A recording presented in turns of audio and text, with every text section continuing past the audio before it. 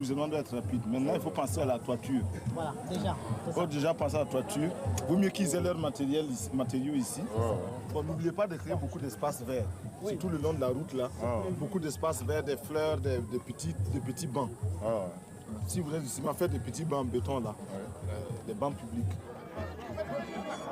À la tête des chantiers du 4 août, il a mis des gens considérés comme peu favorables à son régime. Ceux-ci sont ainsi mis à l'épreuve. C'est une dernière chance qui leur est offerte de s'intégrer. Le chef de chantier, c'est le camarade Traoré. C'est un ingénieur agronome, c'est ça, hein? Oui, c'est ça. Bon, alors un ingénieur agronome qui est mis sur ce chantier-là pour participer activement, concrètement à la révolution. Et pourquoi est-ce qu'on l'a choisi lui? Mais comme la révolution n'exclut personne, mais donne à chacun la possibilité de se faire ou de se refaire, eh bien, lui est envoyé sur ce chantier-là. Mais voilà, il vit en parfaite harmonie avec le peuple militant de Pau, qui l'accepte, qui le suit et qui exécute ses mots d'ordre. Preuve qu'il intègre correctement la révolution et c'est effectivement un camarade. Monsieur le Président, est-ce que vous pensez que cet enthousiasme va durer longtemps? Aussi longtemps que les populations commencent à se convaincre et à percevoir qu'elles-mêmes peuvent transformer leur situation et peuvent améliorer leurs conditions. Au début, c'était des mots, ce n'était que des mots et une adhésion euphorique. Le doute avait commencé à s'installer aujourd'hui.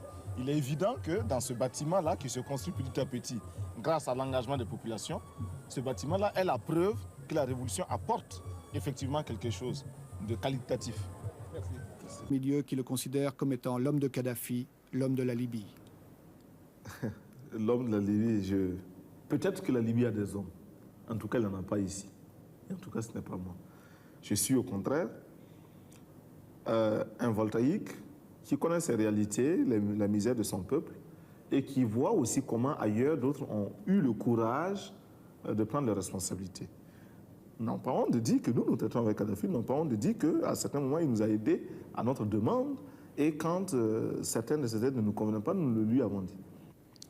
Mais de là à dire que nous sommes influencés par Kadhafi, c'est absolument faux parce que nous ne faisons pas ici ce que fait la Libye. D'abord, la Volta n'est pas la Libye. Ensuite, moi, je ne suis pas Kadhafi.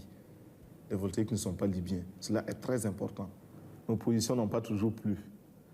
Mais nous connaissons un dilemme. Soit taire nos positions que nous considérons comme vraies, donc taire la vérité. La vérité, c'est ce que chacun de nous a sa vérité, bien sûr. Nous n'avons pas la vérité absolue.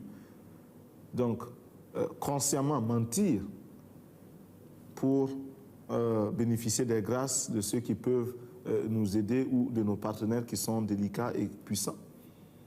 Ou alors, leur dire la vérité dans la conviction, dans l'intime conviction que nous rendons service à notre peuple et à tout autre peuple. Aux Nations Unies, nous sommes membres du Conseil de sécurité des Nations Unies.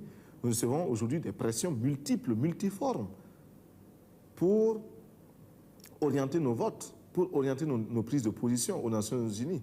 Pouvons-nous nous taire lorsque l'on agresse un pays parce qu'il est petit? Pouvons-nous nous taire lorsque l'on envahit un autre pays? Nous estimons que si nous sommes aux Nations Unies et au Conseil de sécurité, et si nous n'y sommes pas simplement pour compléter les effectifs et pour la foire, nous devons avoir le courage de dire au nom des peuples qui nous ont fait confiance, car il s'agit de vote, et la Haute-Volta a eu plus de 104 pays qui l'ont élu, nous devons représenter leurs intérêts. Et en particulier, ces pays non alignés qui ont massivement voté pour la Haute-Volta, nous devons quotidiennement, constamment, courageusement défendre les intérêts des non alignés d'une manière particulière, mais d'une manière générale de tous les peuples qui s'indignent. Si nous ne voulons pas que le Conseil de sécurité des Nations Unies et les Nations Unies en général deviennent une caisse de résonance manipulée par quelques tambourinaires puissants, il nous faut, nous, membres, y exercer tout notre droit.